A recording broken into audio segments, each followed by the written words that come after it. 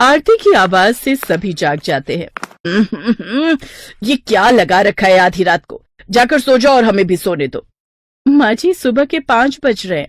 हाँ, लेकिन हमारे यहाँ 8 बजे से पहले सुबह नहीं होती। हाँ, अब बंद करो ये सब और हमें सोने दो। बड़े सालों बाद इस घर में सुबह की आरती सुन रहा हूँ बहू।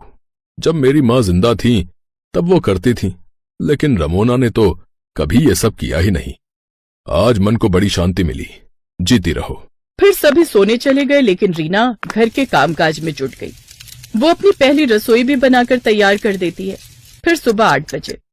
माँ जी, ओह गॉड, तुम में बिल्कुल भी मैनर्स नहीं है क्या? रूम में नॉक करके आया जाता है। और ये क्या है?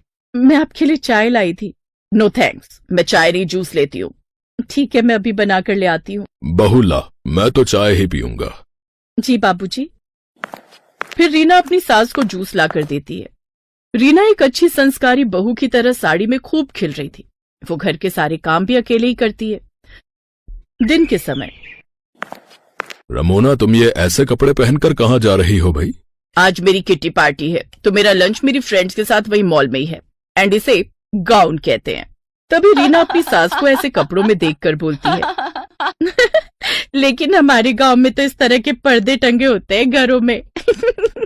You shut up. जब कुछ पता ना हो तो ना ही बोलो तो बेहतर होगा। कितनी बार कहा है रमोना, अब तुम साथ की हो गई हो, कुछ तो शर्म करो। अरे अपनी इस ट्रेडिशनल बहू से ही कुछ सीख लो। ओह गॉड, अब तुम फिर से मत शुरू हो जाना। अपनी इस बहू को देखो, कैसे बहनजियों की तरह ये साड़ी और सर पर पल्ला लिए खड़ी है। एक मैं हूं जो आजकल की लड़कियों को भी अपने मॉडर्नपन में पीछे छोड़ दूं। राते हुए किटी पार्टी के लिए चली जाती है। कुछ दिन बाद। अच्छा रीना, आज मेरे कुछ दोस्त घर पर आ रहे हैं,